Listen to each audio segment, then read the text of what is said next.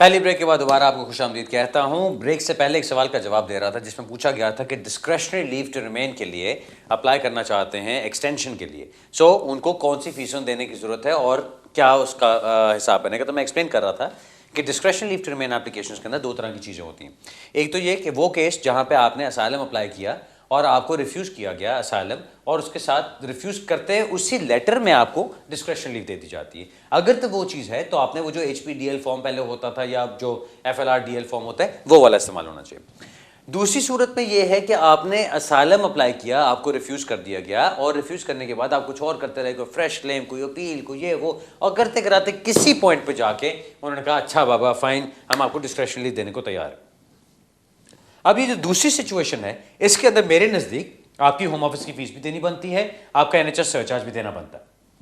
पहली सिचुएशन के अंदर आपको कुछ नहीं पे करना, लेकिन अभी जो मैं चीज़ें कर रहा हूँ, जो मेरी एप्लीकेशन जा रही है, ये दूसरी टाइप की एप्लीकेशन हैं, मैंने अभी वो भेजी हैं। मैंने उसके अंदर एक्सटेंशन एप्लीकेशंस भेजी हैं जिसमें हमने होम ऑफिस की फीस भी लगाई है और पूरा NHS का सरचार्ज भी लगाया है, और कुछ दिन बाद हमें एक बड़ा प्यारा सा छोटा सा लेटर आ जाता है, it seems that a fee is not appropriate in your matter. आपका वो चेक आ जाता है होम ऑफिस से जिसमें आपकी तमाम फीस रिफंड कर दी जाती है। अब मैं एक बात सिंपली पूछता हूं, अब आपको पता चल गया कि जी रिफंड हो गया सारा, आपका NHS का वो सरचार्ज भी वापस आ गया और आपकी होम ऑफिस की फीस भी वापस आ गई। ये शायद NHS का नहीं है, सिर्फ आपकी होम ऑफिस की फीस वापस आई। अब आपकी होम ऑफिस की फी, क्योंकि NHS आपने फिर भी इस्तेमाल करना है, लेकिन होम ऑफिस की फी आपकी वापस आ जाती है, तो क्या इसका मतलब है कि बाकी सुनने वालों को यह पता हो कि जी मैंने जब एप्लीकेशन करनी है तो मैं होम ऑफिस फीस ना लगा के भेजूं? नहीं, क्योंकि मेरी ऐसी भी एप्लीकेशंस हैं जो एग्जैक्टली इसी तरह की सिचुएशन में हैं, लेकिन उनको होम ऑफिस की फीस चार्ज की गई है। अब ये चीज क्या है, क्यों किसी को चार्ज कर रहे हैं, क्यों किसी को नहीं कर रहे, जब तक मुझे क्लियर नहीं होगा मैं आपको क्लियर नहीं कर सकता। लेकिन इतना मैं जरूर बता सकता हूं कि मैं अभी भी अपनी तमाम एप्लीकेशंस के अंदर क्लाइंट्स को यही सजेस्ट करता हूं कि भाई आप होम ऑफिस की फीस भी लगा के भेजें, आप NHS का सरचार्ज भी लगा के भेजें, जो जो रिक्वायरमेंट्स DLR एप्लीकेशन के लिए बनती हैं आप तमाम लगा के भेजें। कल को अगर आपको रिफंड कर दिया गया फैंटास्टिक, लेकिन अगर आप सब कुछ लगा के नहीं भेजते तो क्या होगा? फॉर एग्जाम्पल आपका वीजा खत्म हो रहा है, आज 5 अक्टूबर है, 5 अक्टूबर को, ठीक, 5 अक्टूबर से पहले अगर आपने एप्लीकेशन डाल दी जो कि एक वैलिड एप्लीकेशन है तो आपकी एप्लीकेशन एंड टाइम कंसिडर होती है। अगर आपने 5 अक्टूबर से पहले एप्लीकेशन ना डाली या आपने एप्लीकेशन डाली और फीस लगा के ना भेजी, 2 महीने बाद आपको लेटर आता है कि जी आपने फीस लगा के नहीं भेजी इसलिए हम आपकी एप्लीकेशन को रिजेक्ट कर रहे हैं। अब वो रिजेक्शन का मकसद क्या है या उसका आपको इफेक्ट क्या होगा, उसका असर क्या होगा, वो ये है कि आपकी लीव टू रिमेन तो खत्म होगी 5 अक्टूबर को, और आपको जो रिफ्यूजल, जो रिजेक्शन लेटर आ रहा है वो जाके आ रहा है 10 दिसंबर के पास। अब वो जो टाइम बीच में गुजरा आप ओवरस्टे हो गए ना।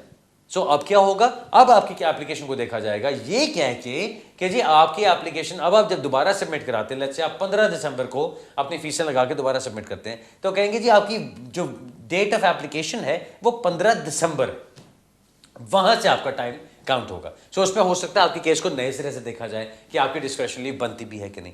इसके अंदर आपको ये इश्यूज हो सकते हैं। अब मैं जवाब अपना कंप्लीट करता हूं जी। इसके अंदर बहुत लंबा चला गया, लेकिन क्योंकि एक बहुत इंटरेस्टिंग सवाल था इसलिए मैं इतनी डिटेल में चला गया। इसके अंदर जो एग्जाम्पशन की आपने बात की थी, आपको फ्री एग्जाम्पशन मिल सकती है अगर आप NAS सपोर्ट ले रहे हैं या काउंसिल की तरफ से आपको मेंटेन किया जा रहा है। अगर आपको कोई बेनिफिट्स वगैरह मिल रहे हैं तो आप वो फी एग्जाम्पशन मांग सकते हैं उनके ऊपर, जिसके अंदर आपको वो फी एग्जाम्पशन दी जा सकती है। वो आपके एप्लीकेशन फॉर्म के साथ ही आप उसको फिल करके भेजते हैं और फिर आप जमा कराते हैं। और आपने पूछा कि जी वकील कितना चार्ज करते हैं, वो मैं आपको यहाँ पे इसलिए नहीं बताऊंगा। हर वकील का अपना स्टैंडर्ड होता है, हर वकील का अपने खर्चे होते हैं, वो उसके मुताबिक चार्ज करते हैं। मुझे प्रॉब्लम, मेरी फीसें सुन के लोग पागल कहते होंगे, लेकिन मैं अपना जो काम करता हूं मैं समझता हूं कि मैं अपने काम को जस्टिफाई कर सकता हूं जो भी मैं फीस चार्ज करता हूं। आपको बहुत सारे सस्ते भी मिल जाएंगे, लेकिन वो फिर आपको उनका काम देखना और उसके ऊपर फैसला करना आपका अपना काम है, मैं उसके ऊपर कुछ नहीं कह सकता। किसी वकील की फीस के ऊपर मैं कभी भी कमेंट नहीं करूंगा और आपको बताऊंगा नहीं। ऑलराइट जी, अगला सवाल लेते हैं। हेलो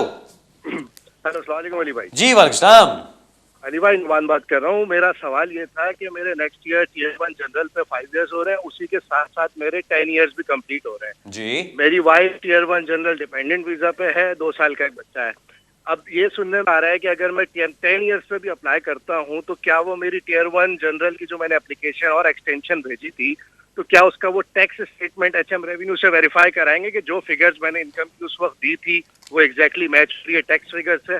और अगर इन केस वो कर सकते हैं ये यानी ILR पर, तो क्या डिसेप्शन भी लगा सकते हैं इन बेसिस पे? और अगर लगा सकते हैं तो फिर उसका कोई आगे फाइट हो सकती है उस बात पे कि हम तो ह्यूमन राइट ग्राउंड पे अप्लाई कर रहे थे 10 इयर्स लॉन्ग टर्म पे, HSMP पे तो कर भी नहीं रहे थे इंडेफिनिट, तो इस ऐसी सिचुएशन में क्या हो सकता है? प्लीज जरा कुछ बताइएगा। चले मैं बताता हूं जी। नंबर वन, एक चीज याद रखिए कि इसके पीछे मकसद क्या है।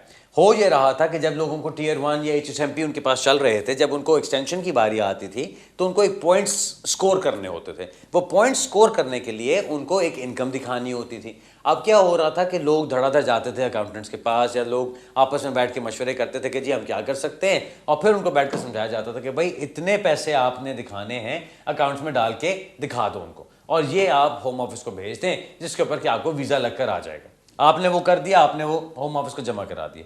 उसके 2 महीने बाद आपकी टैक्स रिटर्न्स का टाइम आ रहा है। अब आपने सोचा कि यार एक्सटेंशन तो मेरी हो गई, अब क्या करना है, ये टैक्स जमा करा के अकाउंटेंट से बात की, यार टैक्स कम करो, मेरा रिवाइज करो टैक्स सारा। वो आपका रिवाइज करके उसने इतना सा बना के आपका वो टैक्स रिटर्न भेज दिया। उसके बाद जो भी आपने थोड़ा बहुत टैक्स अपना जमा कराना था, आपने जमा करा दिया। अब वो आपने एक तरह से फायदा उठाया कानून का, और आपने एक डिसेप्शन की।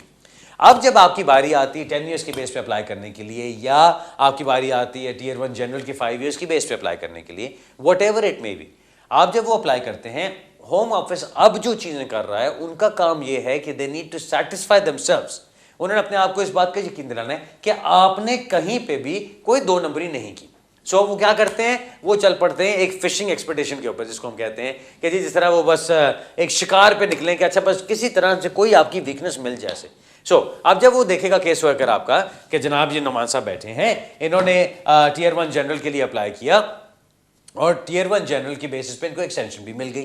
अब इनके 5 साल उस पर भी कंप्लीट हो रहे हैं, तो चलो ये इंडेफिनिट लीव के लिए अप्लाई कर रहे हैं, चाहे टीयर 1 की बेस पे अप्लाई कर रहे हैं या ये 10 साल की बेस पे अप्लाई कर रहे हैं। अगर 10 साल की बेस पे आपकी एप्लीकेशन देख रहा है वो, तो देखते कि अच्छा लास्ट वीजा कौन सा था, टीयर 1 जनरल, अच्छा एक्सटेंशन ही मिली हुई है। लोग क्या कर रहे थे उस वक्त, टैक्स का धोखा कर रहे थे। वो क्या करेगा, आराम से ठक ठक ठक ईमेल भेजेगा HMRC को, और उनसे पूछेगा कि जी ये क्लाइंट का नाम है, ये उसकी डेट ऑफ बर्थ है, ये उसका एड्रेस है, ये उसका NI नंबर है, बताइए इसने कितना टैक्स जमा कराया। अब वहां पे निकल आता है कि जी इसने तो इतना सा टैक्स जमा कराया और इतनी बड़ी इनकम दिखाई थी, जो होम ऑफिस को दिखाई थी, और HMRC को इतनी सी इनकम दिखाई हुई है। अब क्या होगा, अब वो आपके ऊपर रिफ्यूजल लगाएगा और डिसेप्शन लगाएगा, और ये कहेगा कि जी आपने हमारे साथ या तो धोखा किया या आपने HMRC के साथ धोखा किया। जहां पे भी आपने धोखा किया, अगर आपने होम ऑफिस के साथ धोखा किया तो आपने डिसेप्शन इस्तेमाल की अपनी लीव टू रिमेन हासिल करने के लिए, और अगर आपने HMRC के साथ धोखा किया तो उसका मतलब ये कि आपका कैरेक्टर और आपकी कॉन्डक्ट इतना खराब है कि आपके लिए it's not conducive for the public कि आपको यहां पे रहने की इजाजत दी जाए। समझ रहे हैं, हर तरह का उनके पास अब रिफ्यूजल फॉर्मूला मौजूद है। अब जब ये बात निकलती है तो आपके पास डिफेंस क्या है। डिफेंस अगेन, अगर तो आपने वाकई ही ये सब कुछ किया तो आपके पास डिफेंस बिल्कुल किसी काम का नहीं है। लेकिन अगर आपने बाकी ऐसा नहीं किया, जिस तरह मेरे पास कई केसेस आए हैं जहां पे जेन्युइनली ऐसा हुआ है कि एक क्लाइंट हैं, उन्होंने अपने टैक्स जमा कराने थे और उनके वो उनकी टीयर 1 जनरल की एक्सटेंशन आ रही थी, उन्होंने सारी इनकम उसके अंदर डिक्लेयर की, अपने पॉइंट स्कोर किए, और उसके बाद उन्होंने वो सारे के सारे उठा के अपने अकाउंटेंट को भेज दिए। अब एक केस में ऐसा हुआ कि उन्होंने 2 पोस्ट के बैचेस भेजे अपने अकाउंटेंट को। एक बैच उनको मिल गया जो उनकी एम्प्लॉयमेंट से रिलेटेड था, और दूसरा बैच जो था वो उनकी सेल्फ एम्प्लॉयमेंट से रिलेटेड था, जो कि उनको नहीं मिला। अब उन्होंने अकाउंटेंट को फुली ऑथराइज किया हुआ था कि जी आप सब कुछ मेरे बिहाफ पे करें। और फिर वही जो चीज़ होती है कि आप जब किसी को जानते हैं, आप बड़े कंफर्टेबल होते हैं, इन्होंने गवारा नहीं किया चेक करना उसको कि हाँ यार मेरा अकाउंटेंट काम कर रहा है, मैं उसको चेक करूँ, उसकी पहले मैं साइन करूंगा तब वो आगे भेजेगा। अकाउंटेंट साहब भी कंफर्टेबल थे, ये भी कंफर्टेबल थे, उन्होंने वो चीज़ कर दी। अब हुआ ये कि HMRC के रिकॉर्ड्स में उनकी सिर्फ एम्प्लॉयमेंट डिक्लेयर हुई जहां पे उनकी इनकम कम थी, और जो होम ऑफिस के रिकॉर्ड्स थे उसके अंदर वो उनके पॉइंट सिस्टम के साथ बहुत ज़्यादा था। खैर नतीजा क्या हुआ, उनको रिफ्यूज़ किया गया, उनको अपील का राइट मिला, कोर्ट में गए, कोर्ट में जाके हमने आर्ग्यूमेंट दी, जहां पे सारा डॉक्यूमेंटेशन लगाई और सारा एविडेंस देके वेरीफाई कराया कि वाकई this was a genuine mistake. वो जो उनका बंडल था जो कि उनके सेल्फ एम्प्लॉयड डॉक्यूमेंट्स वाला था, वो वाकई वापस आके कहीं और पड़ा हुआ था या डिलीवर नहीं हुआ था, जो कुछ उसका रीजन था, वो सारा कुछ करके और उस अपील को हमने जीता। अब वहां पे जज ने एक्सेप्ट किया कि हाँ there was no deception on the part of him, there was एक मिस्टेक थी या एक शॉर्टकमिंग रह गई थी, लेकिन डिसेप्शन इंटेंशनल किस्म की नहीं थी वहां पे। आपके सवाल का जवाब ये है जी कि आपके सर्कमस्टांसेस पे डिपेंड करता है कि कुछ आपका डिफेंस बन सकता है या नहीं। हम एज बैरिस्टर्स या एज सोलिसिटर्स जब काम कर रहे होते हैं, मैं जब अपनी वो बैरिस्टर वाली टोपी सर पे रख के केस को तैयार कर रहा होता हूँ, तो मेरी आर्ग्यूमेंट्स कोर्ट की आर्ग्यूमेंट्स होती हैं। जब मैं एप्लीकेशन बना रहा होता हूँ एज अ सोलिसिटर, तो मुझे ये चीज़ होती है कि अच्छा एप्लीकेशन के अंदर मैंने केस वर्कर को कैसे डील करना है। सो केस वर्कर्स को हम डील करते हुए नन्हे मुन्ने परे परे से बच्चों की तरह जिनको कुछ खास समझ नहीं आती, आप उनको आराम से बिल्कुल घोल मिला के एक दलिया सा बना के देते हैं कि भाई ज़्यादा दिमाग इस्तेमाल करने की जरूरत नहीं है, इसको आराम से फॉलो कर लो, अपनी चेक लिस्ट देखो, उसके मुताबिक आंसर्स करो। जज के सामने जब आप तैयार करते हैं केस, तो आपकी तमाम आर्ग्यूमेंट्स वहां पे एक शेर की तरह तैयार होनी चाहिए, ये एक फाइटर की तरह तैयार होनी चाहिए। आपको जज के सामने प्रूव करना है जाके एक एक चीज को, वहां मिन मिन मिन करके बात नहीं बनती है। सो आपका ये जो केस होगा, ये सब डिपेंड करता है आपके एविडेंस के ऊपर, और डिपेंड करता है कि आपने उसके आपके सर्कमस्टांसेस क्या है। सब कुछ उस पर डिपेंड करता है जी। मैं इसके ऊपर आपको और इसलिए कुछ नहीं कहूंगा कि मुझे अब आपके सर्कमस्टांसेस के बारे में और नहीं पता, और जो मैंने आपको बता दिया उसके अंदर काफी कुछ आपका कवर हो जाता है। अगला सवाल लेते हैं जी। हेलो। हेलो। हाँ जी। एक बात और बताइएगा हाँ जी। कि अगर ये मिस्टेक रेक्टिफाई कर लें बिफोर एप्लीकेशन, बिफोर अप्लाइंग। अभी तक आप ही हैं यहाँ पे, माशाल्लाह। अच्छा जी, आपने ये पूछा कि जी अगर मिस्टेक रेक्टिफाई कर लें बिफोर एप्लीकेशन, उसका सिंपल सा आंसर ये है कि अगर आपने एप्लीकेशन करने से पहले अपनी मिस्टेक रेक्टिफाई भी कर ली, होम ऑफिस को अपनी एप्लीकेशन के अंदर इन्फॉर्म भी कर दिया, तो फिर वो आपका केस स्ट्रॉन्ग बन जाता है ना कि यार पहले गलती हुई थी, एप्लीकेशन करने से पहले आपको ये चीज सब कुछ सबमिट कराने से पहले मैंने खुद ठीक कर लिया है क्योंकि मैंने रियलाइज किया कि कोई मिस्टेक हुई थी, then that should be fine. Alright जी, अगला सवाल लेते हैं जी। हेलो। हेलो। हेलो। मेरा ख्याल है कॉल नहीं मिल रही सर, अगली मिलाएं जी। हेलो जी हेलो। जी, अस्सलाम वालेकुम। वालेकुम सलाम। जी, मुझे आपसे अपना एक क्वेश्चन पूछना है। बताइए। जी, हम लोगों ने ना 7 साल के बिहाफ अपना केस जमा कराया था 2012 आफ्टर 9th ऑफ जुलाई। ठीक। उसके बाद ये 2 साल सब कुछ चलते चलाते रिफ्यूज होते कंसर्न ऑर्डर, और फिर आखिर अपील आने के बाद अपील हमने विन कर ली, और उन्होंने जज ने ह्यूमन राइट पे अपील अलाउ की, ठीक। और इन्होंने हमें 2.5 साल का वीजा दिया है, और उस पर रिस्ट्रिक्शन ऑल बेनिफिट कोई भी नहीं ले सकते। और मुझे ये पूछना है, एक तो मेरा बेटा अभी जैसे 15 ईयर है, और उसको अगर ये 2.5 साल पे डाल रहे हैं तो ये तो टू मच। वो तो जो 25 साल का होएगा तो उसको इंडेफिनिट मिलेगा जी। क्या इसके लिए मैं इंडेफिनिट अप्लाई कर सकती हूँ उनको? अच्छा। और ये जो बेनिफिट पे रिस्ट्रिक्शन है सारा कुछ ये हटा सकते हैं ये लोग? अच्छा। क्योंकि मेरे हस्बैंड को भी 13.5 साल इधर हो गए हैं। ठीक है। अच्छा। और जो मेरा बेटा इधर 2 पैदा हुए, एक 7 साल का भी पूरा हो गया है, और दूसरा जो है 5.5 साल का। ठीक है, चलो मैं जवाब देता हूँ जी। जो आपने बेटे की बात कही कि जी उसको ILR मिलनी चाहिए क्योंकि ऐसे तो उसको जाके 25 साल की उम्र में मिलेगी ILR, तो मुझे ये बताइए कि उसके अंदर कानूनी तौर पे, मैं समझता हूँ आप तो चाहती हैं कि उसको इंडेफिनिट लीव अभी मिल जाए, आप चाहती हैं कि उसको अभी इंडेफिनिट लीव मिले ताकि जब वो यूनिवर्सिटी शुरू करता है उसको as a local student treat किया जाए, उसको ग्रांट भी मिले, उसके फीसों का भी मसला ना हो, और वो आराम से आगे चले, अपनी नेशनलिटी भी ले सके और सब कुछ चले।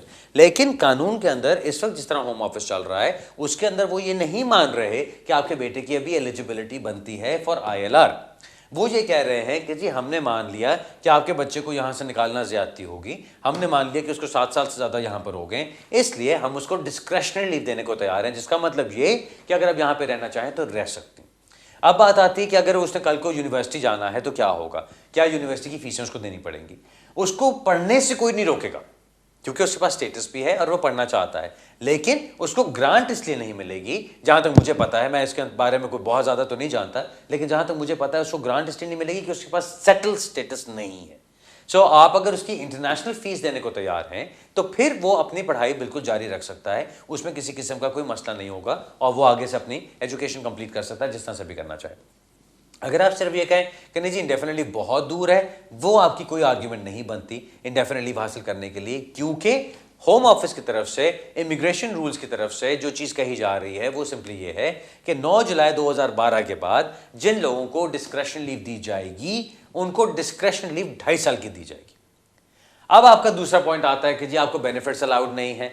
अब बेनिफिट्स की बात क्या आती है कि जी अगर आप बेनिफिट्स लेना चाहते हैं, आप समझते हैं कि आपके ऊपर रिस्ट्रिक्शन बेनिफिट्स की नहीं होनी चाहिए, आप ऑफ कोर्स उनसे मांग सकते हैं इजाज़त, आप पूछ सकते हैं। आगे से आपको वो इजाज़त मिलती है कि नहीं मिलती वो एक बिल्कुल डिफरेंट बात है। अगेन इसमें सिंपल कॉन्सेप्ट क्या है जी, वो ये कि अगर तो आपको इजाज़त मिल गई काम करने की और आप फिर भी अपने आप को लुक आफ्टर नहीं कर सकते, तो फिर वो कहते हैं कि आपका रहना यहाँ का बनता नहीं है। वो ये कहते हैं कि जी आपको हम एज एन ओवरस्टेयर, एज इलीगल, आपको हम यहाँ पे स्टेटस देने को तैयार हो गए हैं, आपको हम मौका दे रहे हैं कि आप काम करें, आपको मौका दे रहे हैं अपनी ज़िंदगी बनाएं, आपको मौका दे रहे हैं कि आपके बच्चे कॉलेज यूनिवर्सिटी जा सके, उनको निकाला ना जाए यहाँ से, और आप फिर भी बेनिफिट्स पे जाना चाहते हैं। सो वो बात बनती है कि आपको उसके अंदर अगर बहुत ही मजबूरी है, आप कुछ नहीं और कर सकते, बेनिफिट्स लेना ज़रूरी है आपके लिए, तो आप जाके अप्लाई कर सकते हैं। कल को आपको मिलते हैं कि नहीं मिलते मैं उसके बारे में नहीं जानता, मैं बेनिफिट्स में बिल्कुल डील नहीं करता।